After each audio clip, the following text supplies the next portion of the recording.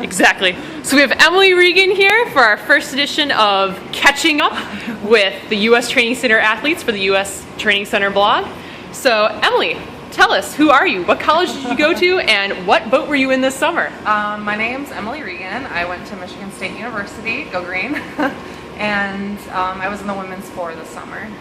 Awesome. All right. And now that training has started back up again, what are you doing this fall to break up the volume and the distance of fall training? Anything fun? Yeah, there's always a lot of napping, but we went apple picking last weekend, so probably, do something fun with the apples at some point. Maybe I want to make applesauce. I don't know, I've never done that before. And then we were talking about going into this, well, my sister wants me to come into the city and go to a Broadway show with her at some point, so we'll see. Who knows? Excellent. That sounds like some fun things planned.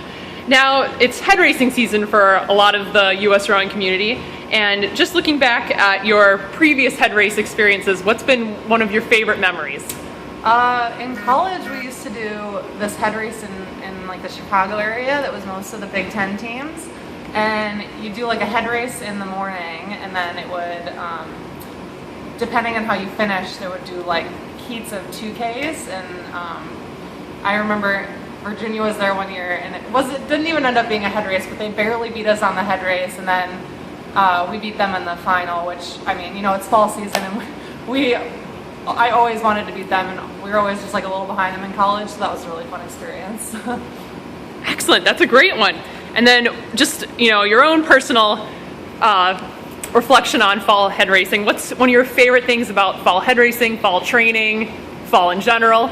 Well, I love that Princeton has some pretty hot summers, so it's nice to have the weather cool down a little bit, but I mean, I love rowing in the fall when the water is perfectly flat and you just see the trees like all changing. Like, I think it's just like the prettiest time of year, so that's my favorite.